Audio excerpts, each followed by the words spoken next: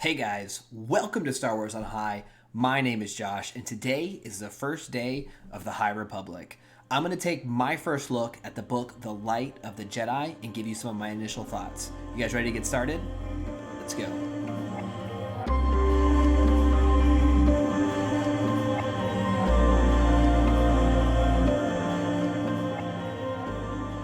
So before I get into spoilers, I just want to say a couple things. I am going to go chapter by chapter throughout this book as I have a chance to read more. And for those folks who haven't had a chance yet, these chapters have been out for several weeks now. So I'm going to link those down below. If you're on the fence about getting started in the series, you can go give a preview of the first couple sections and see how you feel.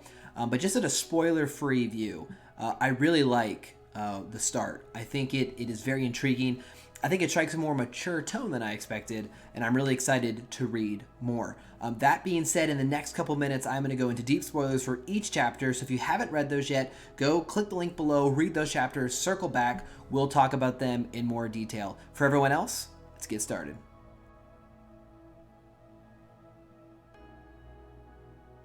So just a disclaimer off the top, I am listening to these books on Audible, so there's a chance I'm going to pronounce things wrong. Maybe the author is pronouncing them incorrectly or not a way you expected. So I do apologize in advance if I say things, any name or location incorrectly.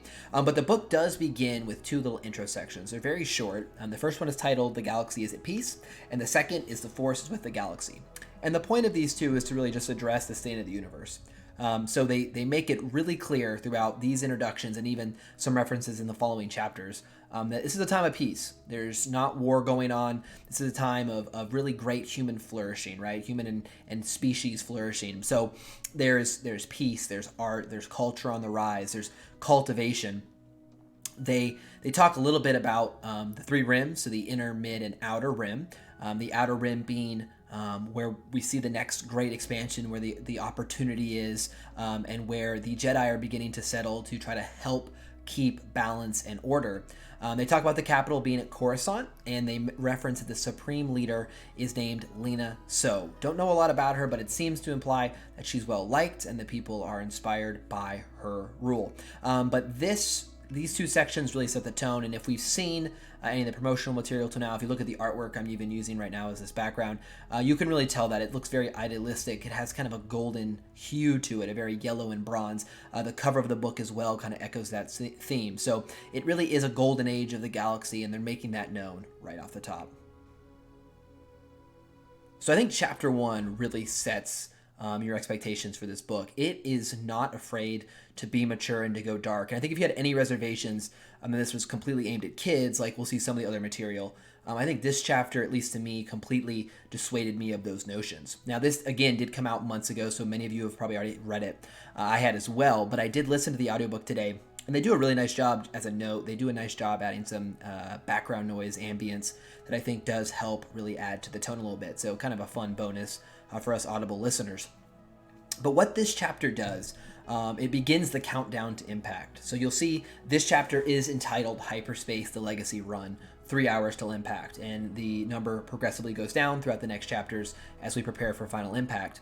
But we follow Hedda Cassett, who is the leader of a long-haul freighter. She's the captain, has a military background, and runs this ship really well, keeps it in tip-top shape. Now, what she's doing is she's taking a group of settlers to the outer rim. I think they say specifically 9,000. Now, these settlers are of humble means, many low income. They're making their way to the outer rim for their first opportunity to start a new life, right? Again, it goes to those earlier themes we talked about of expansion and flourishing. And this is the next new frontier, reminiscent of the American West and many stories of expansion. It really strikes that same kind of tone.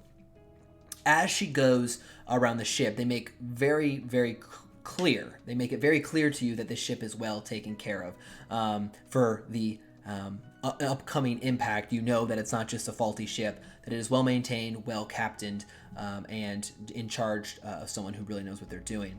As she walks on the ship doing her nightly checks, she does specifically reference hyperspace, and this is kind of the first taste we get of, I think, what will be a reoccurring theme throughout this book, which is what is hyperspace really? So she references you can't trust hyperspace. If your Navi droid is off in the coordinates by just a fraction, you could end up in the completely wrong place, right?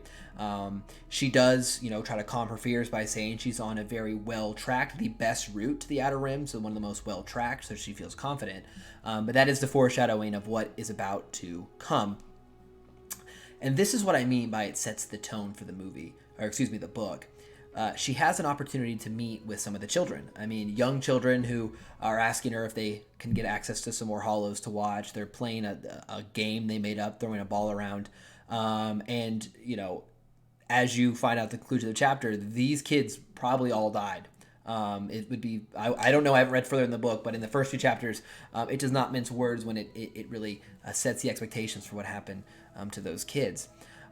So upon returning to her bridge after doing her nightly maintenance check, they do get some sort of error, some sort of reading, and she notices, and this is obviously very, very interesting, and is obviously, I think, the first hook they put in. She notices kind of a red tinge to the hyperspace lane. So as she's looking out the window, she can't tell if it's the buzzer making a certain color as it flashes, or if it's the hyperspace itself.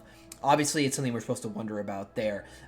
Is there some sort of manipulation occurring right now as they are traveling through hyperspace?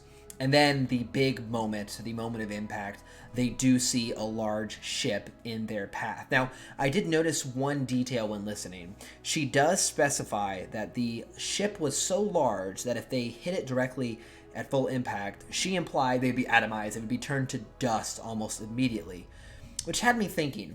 Upon first read, I did feel, and I still feel this way, but it seems to be this was an intentional act to cause kind of, a terrorist maybe motive here. Did someone put this in the way to cause destruction throughout downstream of this hyperlane? But I will say, if that was the case, would they have maybe used a smaller object just to destroy the ship and shatter it? It seems like the shatter effect was because she was able to dodge the ship, which caused her to rip apart and throw chunks across the galaxy, across the system. So that was the first note that stuck out to me in chapter 1. Is that implying that the people who put this plan together didn't fully understand? Does this imply it truly was an accident? Something went wrong during hyperspace travel? Or was it manipulated to cause an innocent vessel to hit another innocent vessel? That I am not clear of, but I did think that note might be important. But again, they specifically say, right as they avoid impact, she's able to outmaneuver it, and the ship creaks and rips apart, killing her and what we assume everyone else. She does make a last-ditch effort to seal the containers that these settlers are staying in to try to save them. But she does literally mention that might have sealed families away from each other, which is a horrifying thought. So again, the book sets right off the beginning that it's not afraid to get into some adult, mature themes. I don't think any kid really would enjoy reading that. A young adult, of course, but not really aimed at a young child. So I thought that was kind of cool to see right off the bat. Outside of that, we then see the trickle-down effects in the next couple chapters. So let's get into chapter 2. So if you were looking for more of a lighter tone in chapter 2, that is not the case. I think this chapter did a really great job of, in 10 minutes, giving us a new character, giving us his thoughts, and then giving us an emotional blow at the end, really to help drive home the impact of this accident. So this is chapter 2, The Outer Rim, focused on the Hetzel system, 2.5 hours until impact. So the character we get to learn about in this chapter is named Mervyn Getter. He is a Mirialan, and we also find that he is excited to get off his shift so he can go to one of the local moons and visit a cantina to meet his crush, I think it's implied, Sella, who is a Twi'lek. So kind of cool to see some races represented right off the bat. What we learn is, this is just a guy working a shift. He monitors traffic in and out of hyperspace lanes, and he's ready for the day to wrap up. And that, he's close. This is, it sounds like it's about to be the weekend, and he's finally going to gather the courage to ask out Sella. And in just a couple minutes, you're like, God, you get this guy, right? You get it. He's living the grind. He wants to get off and go hang out with the girl that he's excited to go see, which kind of makes it all the more sad because I think we can all see ourselves in that character. What what we find is that he's moments away. He wants to ask his boss, Vel, if he can bounce a little early and go get a jump start on the weekend. It also references that Vel, while she's looking at her screens, monitoring traffic, is really maybe reading Jedi romance novels, which I thought was kind of funny that I guess in this time in history, they're writing novels with Jedi love stories. So it just kind of shows you, again, what age this is, right? Arts and books and people are just all into the romance and the glorification of the Jedi. At moments, after we encounter the character, he starts to see alerts pop up on his screen. What starts as 10 items entering into the hyperspace lanes without decelerating becomes, countless numbers. And they immediately realize they have a problem. They prepare to initiate a warning to the system where they enter their codes in and they're going to escape. And as they prepare to leave the building, they are disintegrated. They are literally atomized and turned into space dust. And I just gotta say, wow, I think that was, again, it goes to what I said in the first chapter. At the end of the first chapter, they literally end with a line that Hedda does not even know if she saved a single person.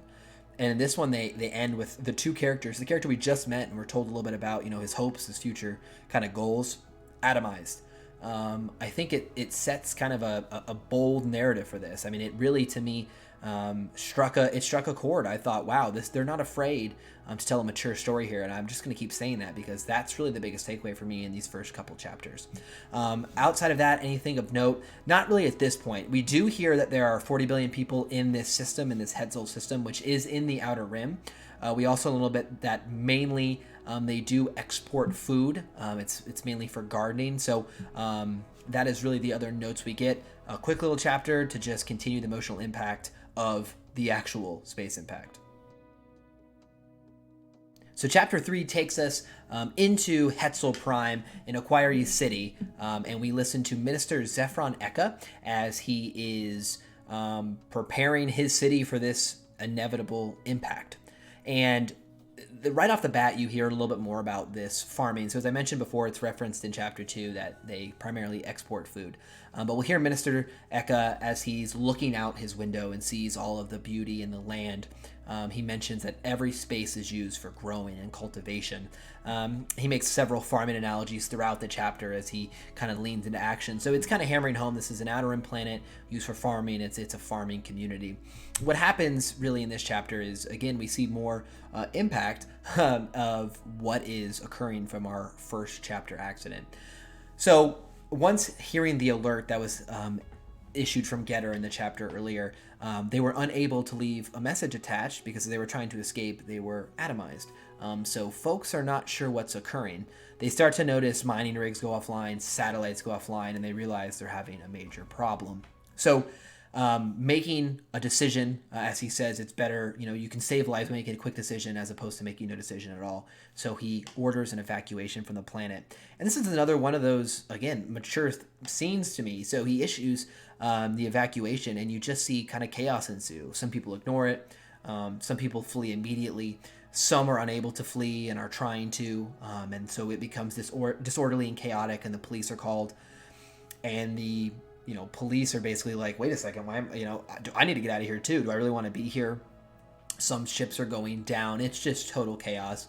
And it's really setting this very, again, dark and gritty tone of this is just a catastrophe. And folks are spoiling into chaos. In these first 3 chapters, I think it really does such a unique and interesting job of showing different points inside the system, moments after this occurred, and what the impact would be downstream. And I think that is just really fascinating, really well done from just a listener perspective. You're kind of gripped in and just hooked in to see what's going to happen. As we know, the bits of material are pieces of the legacy run, right? That's the obvious assumption. But how would you handle that? What could you do? Could you evacuate? Could you escape? It's just a very grim and understandably stressful time. But the chapter ends with kind of the large reveal, right? So as all looks lost, they hear a signal, and over the signal we get our first message, which is help is on the way. And who does that come from? It is Jedi Master Ava Chris. and we will obviously be hearing from her later on. She is one of the already announced Jedi from this book, so if you've seen in the promotional material, will be familiar with her. I have a really interesting chart for you guys to check out that I will link in the comments below. If you want to look about the Jedis announced right now, what the relationships are going to be, it might help you prep. If you want to stay spoiler free and just want to read the book and learn the characters as you go, then do not check that out, and I will note that below. But that's the big reveal. That's the exciting finish to this section, and why I wanted to end the video here. I thought those first 3 chapters told the first moments after this disaster, and I thought they were really intriguing. Throughout the rest of the week, I am going to read some more and be making these videos for you guys if you like and want to check them out. I think it is fun as I'm going through a book to kind of share my initial thoughts and what I'm thinking as I'm reading it, so I can reflect once I know more later in the book, and also get some other people's thoughts and see what they are also going through at the same time. So let me know if you like what we're doing here. Like and subscribe if you want to see more of this content. Thank you guys so much. Really excited for the High Republic. I'm going to be making new content throughout the weeks as the time allows, and I'll be looking forward to sharing it with you guys. So again, thank you so much for checking this out. We'll see you soon.